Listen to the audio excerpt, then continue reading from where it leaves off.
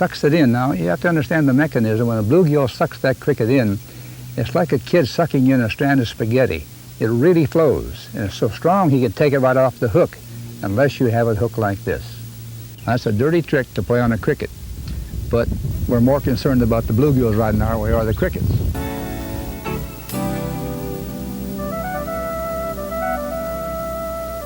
Points of land are interesting. Points, any kind of land that runs down to a point and disappears in the water. We're on a point right now, and the reason it looks attractive to a bluegill is because as they cruise this shore, they come to an end. They keep out on cruising.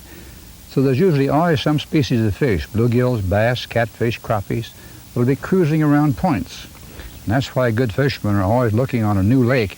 Where are the points? They can be a gravel point, they can be a brushy point, they can be trees, they can be lily pads, they can be cattails.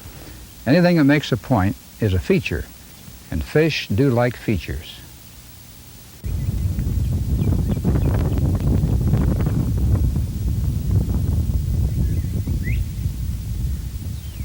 You know, there's a lot of different kinds of fishermen, but two essential kinds.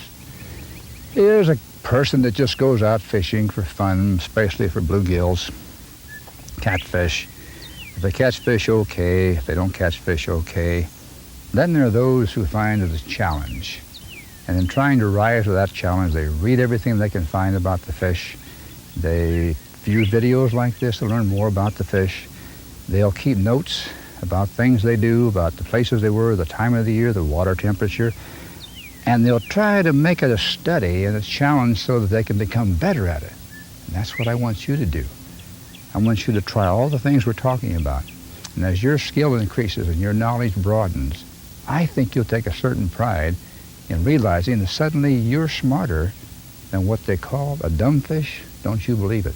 That fish has to live by its instincts. And maybe it's not smart in our terms of things, but it's very alert, very aware, especially to man-made sound. Now, you notice I didn't come clumping down this shore. I'm sort of pussyfooting like a cat around here, so I don't throw out vibrations. You ever watch we'll see some herons before long here, or maybe see a crane. You ever watch one of them walk around? He's a fisherman. He lifts that foot and puts it down very quietly with no ripple. As he moves, he sends out no signal that, hey, I'm here.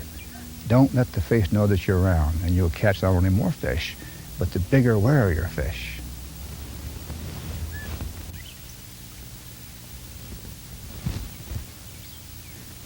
You know, someone described bluegill fishing, they call it brim fishing in the South, as a delightful way of doing nothing. And I once had an Arkansas fishing buddy.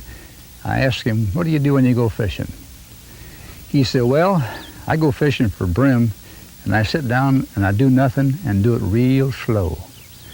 Well, now, Lord love them. If they like to fish and that's their release, that's great. But when I go fishing, and I think you'll be the same way, many of you will be the same way, it's a challenge. Those fish are there somewhere. I know it. Sometimes I can feel it that they're in here, and I'll stay longer right there rather than move on. So what I do is just keep probing. I call this percentage fishing. Somewhere there, they're holding. I'm trying to find that somewhere. And I just keep, as I say, pussyfooting, sneaking along here, trying to find me a spot where those fish, those bluegills, are schooled up and feeding on something. Now, if I get an indication, I may see the water swirl. I may even see at certain times of the year a little slick on the water.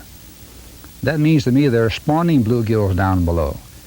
And if I can get the lure right on top of their head, I can catch some of those fish. So be quiet, keep moving, and use your eyes. Taking all these sights, look for moving fish.